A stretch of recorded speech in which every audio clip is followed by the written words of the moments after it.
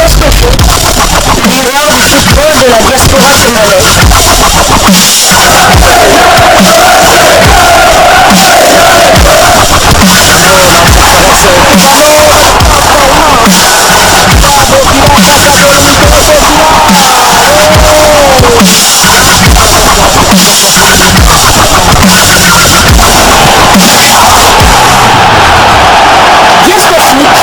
Le miroir du football de la diaspora congolaise.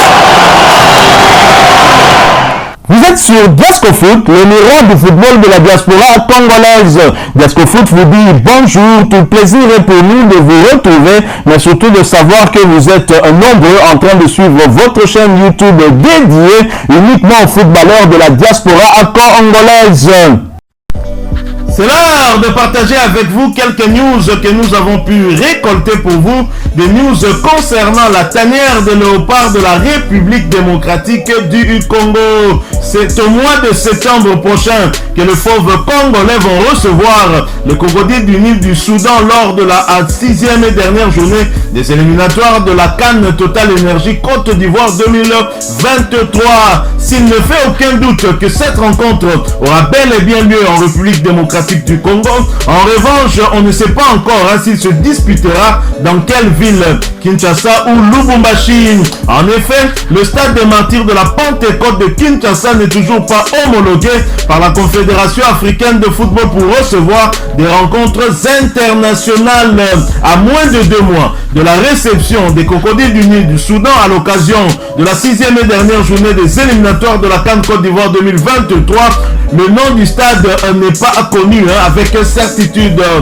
On se souvient par contre que le ministre des Sports François-Claude Kaboulo-Moana Kaboulo le 24 juin dernier avait déclaré ceci: nous allons tout faire pour que le match se dispute au stade des Martyrs. Nous ne dormirons pas pour arranger ce stade de manière que le 4 septembre le stade soit opérationnel. Et le chef de l'État Fathi Béton, qui avait bien évidemment discuté avec le léopard de la République démocratique du Congo, avait également promis d'être présent lors de ce match crucial contre le Soudan. Un match au cours duquel une défaite est interdite pour les fauves congolais, même si il y a une légère possibilité de se qualifier même en cas de défaite. Il suffira que dans l'autre rencontre, il y ait match nul.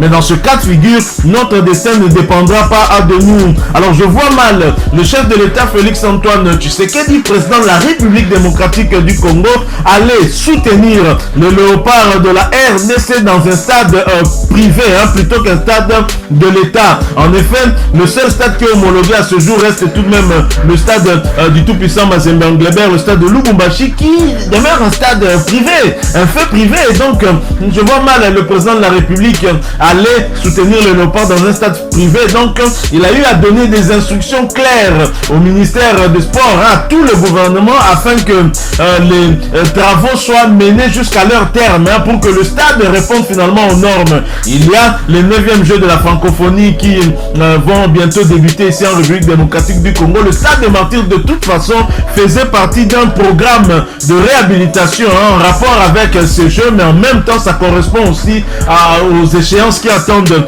les léopards de la RDC, notamment au mois de septembre prochain, ce match de la 6e et dernière journée. Une chose est vraie, pour l'instant les lignes n'ont pas vraiment bougé, le temps presse pourtant, et la Fédération congolaise de football association devra très rapidement se décider. En effet, la Confédération africaine de football a fixé la date limite au 22 juillet 2023. La FECOFA a donc jusqu'à cette date pour donner le nom du stade où va se jouer ce match de la 6e et dernière journée entre les léopards et les crocodiles du Nil du Soudan. Le stade du tout-puissant en Mazembe de Lubumbashi reste à ce jour le seul homologué pour une telle rencontre.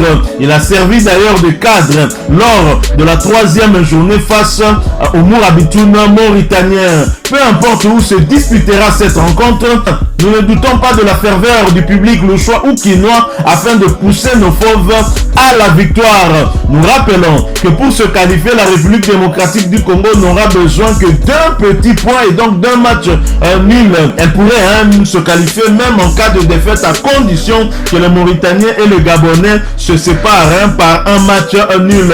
Et dans ce cas de figure, notre destin ne dépendra plus de nous. Voilà pourquoi nous tenons à nous qualifier en ayant notre destin en main. Donc nous devons coûte que coûte éviter la défaite. Mais si vous voulez mon avis, parce que pour moi, jouer à Lubumbashi, cela devrait être dans un cas de figure où nous n'avons pas de choix, où le stade des Martyrs n'est pas homologué. Mais s'il faut choisir, je choisis le stade des Martyrs. Non pas parce que c'est à Kinshasa, mais pour la simple et bonne raison que ce stade peut contenir un plus grand nombre de Congolais pour appuyer l'équipe nationale. Et Dieu seul sait que nos fauves auront besoin d'un soutien du 12e homme pour les mener jusqu'à cette victoire dont nous avons besoin. Et la République démocratique du Congo face au crocodile du Nil devra impérativement gagner pour laver d'abord l'affront du match aller, le match de la deuxième journée où nous avons été battus par les Soudanais sur le score de 2-1.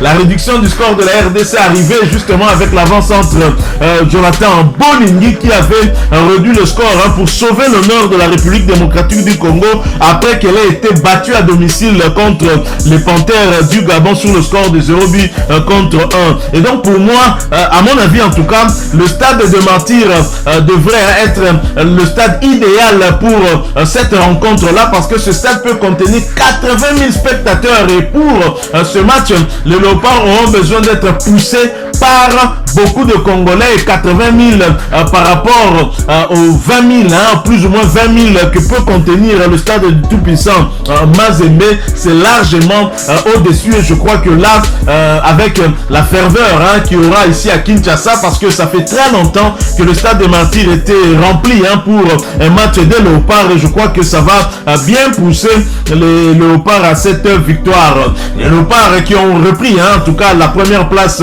de ce groupe I qui avait déjà repris sur le terrain cette première place, c'est vrai, c'était ex-aequo avec le Gabon 7 points mais avec un bien meilleur goal de différence, mais avec la décision du jury disciplinaire qui a donné raison à la RDC après sa plainte contre la Mauritanie, la République démocratique du Congo a gagné 2 points de plus au détriment de la Mauritanie qui en a perdu 1 et donc la RDC a repris la première place à la Mauritanie avec 9 points et donc pourrait se contenter d'un match nul pour se qualifier. Cette situation ne change pas par rapport à la situation d'avant, décision du jury disciplinaire de la CAF, mais ce qui change c'est que la RDC pourrait même se qualifier en cas de défaite contre le Soudan et dans ce cas de figure elle se qualifierait ensemble avec les crocodiles du Nil du Soudan, ce qui signifie que dans l'autre match Gabonais et Mauritaniens se neutraliseront avec un match nul.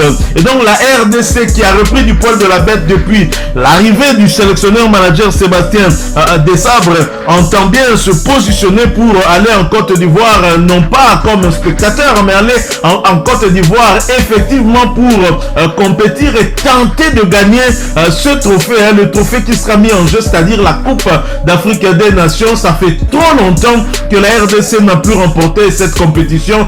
Beaucoup d'entre nous n'étions pas encore nés, c'était en 74 où l'ancien international congolais paix en son âme Ndaye Moulamba était justement meilleur buteur. Il demeure meilleur buteur dans une compétition de la CAF lors d'une Coupe d'Afrique des Nations, le seul ayant marqué 9 buts dans une édition, parce que vous avez des joueurs tels que Samuel Eto'o qui est bien meilleur buteur que Ndaye Moulamba mais sur plusieurs éditions. Donc voilà la République démocratique du Congo qui est en train de se refaire une santé et qui va, sauf en tout cas retournement des situations, va certainement se qualifier pour la prochaine CAN, ce qui va constituer une préparation aussi pour les éliminatoires de la Coupe du Monde qui débuteront quelques 2 mois avant le début de cette CAN. Mais pour la suite, en tout cas, ça nous permettra de bien affûter nos armes parce que l'objectif à moyen terme reste quand même la qualification à la prochaine Coupe du Monde qui aura lieu du côté des États-Unis, du Canada ainsi que du Mexique. Donc voilà, nous espérons que le match va se jouer au stade des Martyrs de la Pentecôte ici à Kinshasa avec la présence de Fatih Béton et la présence de beaucoup de Congolais, au moins 80 000 Congolais qui viendront de partout, de la République démocratique du Congo pour venir apporter leur soutien à nos fauves. En cas de non-homologation, il n'y a pas de problème, nous irons jouer à Lubumbashi. Le public Louchois est aussi un public qui apporte ce soutien à nos léopards et qui avait d'ailleurs poussé nos fauves à la victoire lors du match de la 3e journée contre les Mourabitoun mauritaniens. Je ne doute pas que même à Lubumbashi, la République démocratique du Congo arrachera une victoire et se qualifiera sans problème à cette prochaine Coupe d'Afrique des Nations qui aura lieu en Côte d'Ivoire. Voilà, nous sommes arrivés à la fin de ce sujet. Si vous l'avez aimé, n'hésitez pas à nous laisser un maximum de j'aime. N'hésitez pas non plus à partager avec nous votre opinion. Si vous en avez une par rapport au sujet que nous venons de vous proposer, laissez-la nous à travers un commentaire.